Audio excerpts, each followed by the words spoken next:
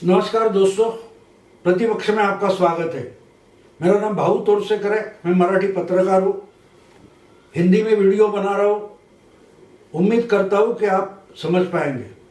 दोस्तों, मैंने भी 50 साल पत्रकारिता में काम किया है, लेकिन ये जो राजदीप का मामला है उसके बाद ये सारे बड़े बड़े संपादक जो है ये क्यों डरे हैं मुझे पता नहीं चल रहा है।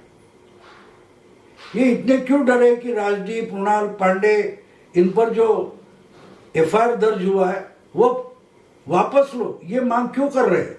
ऐसी क्या बड़ी बात हो गई? ये डरे क्यों है? कानून का सामना करे।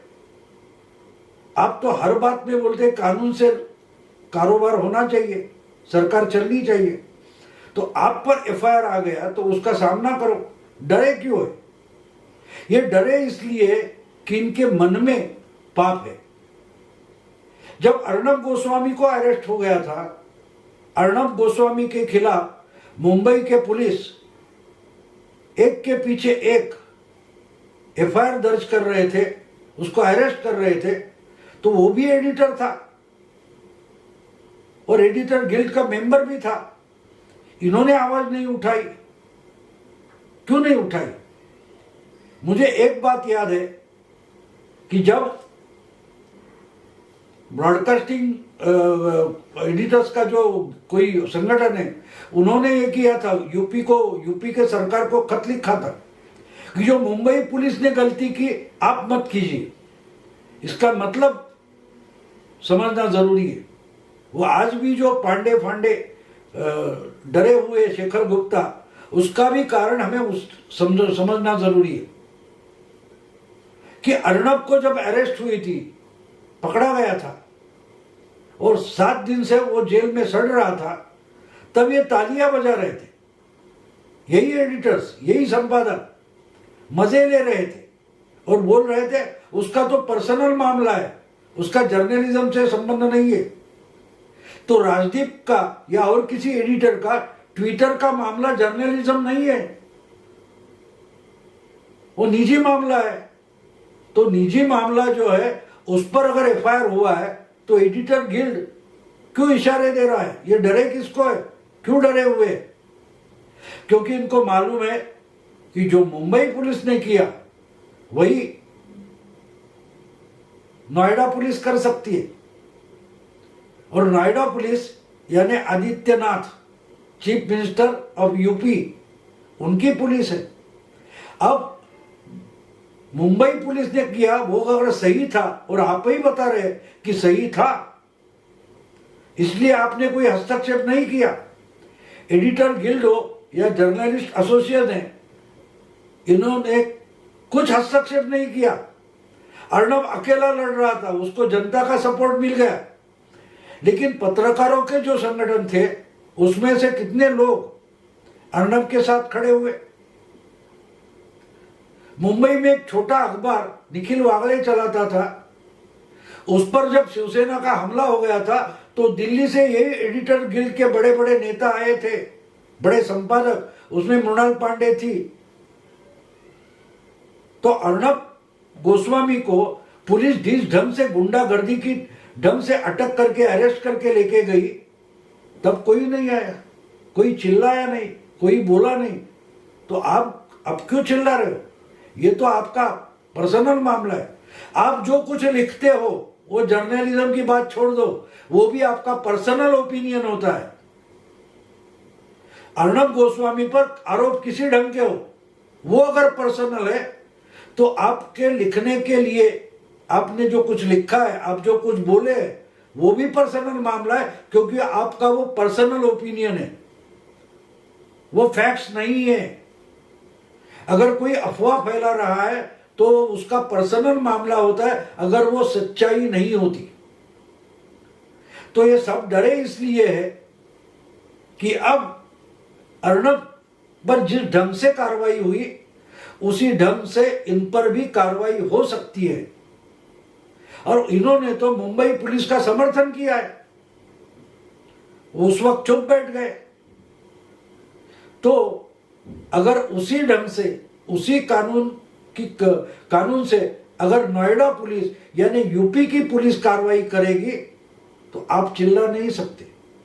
दोस्तों, ये मैं इसलिए बोल रहा हूं कि मैंने जब अर्नब को अरेस्ट हुई या अर्नब को अरेस्ट कर सकती है मुंबई पुलिस, महाराष्ट्र सरकार, ये जब मुझे शक हुआ था तब मैंने बार बार लिखा था कि मैंने मराठी में वीडियो बनाए थे कि अर्नब गोस्वामी एक शिकंजा है जिसमें पूरे बड़े बड़े एडिटर फंसने वाले हैं, क्योंकि जो कार्रवाई अर्नब पर होगी वो अर्नब पर नहीं होगी, वो कार्रवाई अर्नब पर जरूर होगी, क्योंकि मुंबई पुलिस, महाराष्ट्र सरकार अर्नब के खिलाफ है।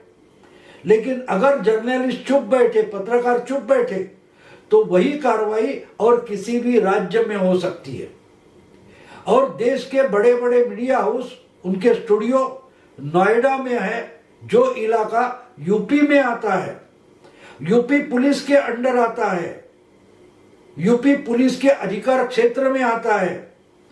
तो जो कुछ अर्नब के बारे में होगा वो नोएडा में हो सकता है, जहां देश के बड़े बड़े नेशनल चैनल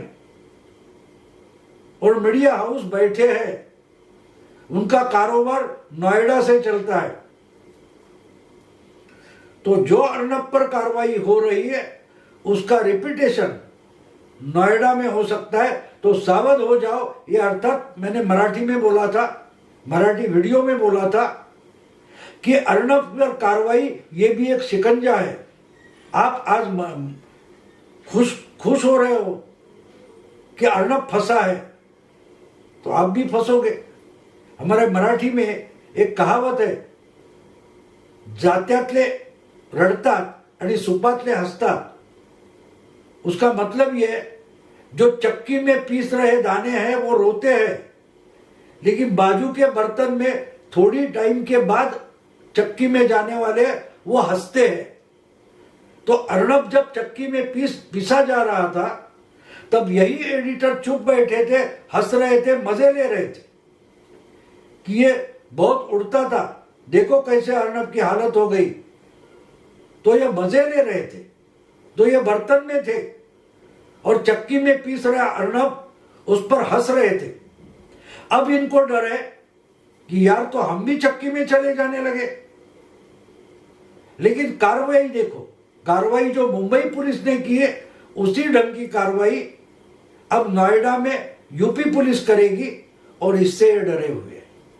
तो उस वक्त मुंबई के चक्की में अर्नब था, महाराष्ट्र सरकार की पुलिस के चक्की में अर्नब मिला था। अब यूपी के पुलिस के चक्की में या चक्कर में ये सब एडिटर पीसने वाले हैं, और इसलिए डर गए। तो इसलिए उनको उस वक्त बोलना चाहिए था, अर्नब के लिए नहीं। देश भर के जो एडिटर है, पत्रकार है, उनके बचाव में उनको आना था, अर्नब के बचाव में नहीं। पीस रहा है अर्नब, उसके लिए अगर आप आते तो आप अर्नब के लिए नहीं आते, अब पूरे देश के पत्रकारों के लिए मैदान में आ जाते। और आज आपको बोलने का अधिकार रहता कि पत्रकारों का हाथ लगाना पुलिस ने गलत है, लेकिन उस वक्त तो आप चुप बैठे। तो आपने ही खुद पर कार्रवाई के लिए, नोएडा पुलिस के लिए, उत्तर प्रदेश पुलिस के लिए, उत्तर प्रदेश सरकार के लिए आपने दरवाजे खोल दिए। अब जो आप पर एफआईआर दर्ज हो गए हैं, कुछ लोगों पर है, आहिस्ते आहिस्ते सब पर आ जाएगा। जैसे अर्नब के टीआरपी पर एक मुंबई में मामला दर्ज हुआ, तो एनआईए ने भी दर्ज कर दिया, ईडी ने मामला दर्ज किया है। यूपी पुलिस भी ऐसे मामले दर्ज करेगी, और जब ईडी टीआरपी पर काम करेगी तो उसके साथ यूपी पुलिस भी जाने वाली है। तो ये जो बड़े बड़े मीडिया हाउस है, उसमें से इंडिया टुडे का सीएफओ है जिसको ईडी ने बुला लिया है, तो उससे जो निकल कर आएगा उस पर यूपी पुलिस काम करेगी। और ये सिर्फ इंडिया टुडे पर होगा ये नहीं है, नोएडा में बहुत सारे मीडिया हाउसेस बैठे हुए हैं, उनके स्टूडियो है, लेकिन उधर कानून किसका चलता है? नोएडा में यूपी का चलता है और दिल्ली में बीजेपी के केंद्र सरकार का चलता है।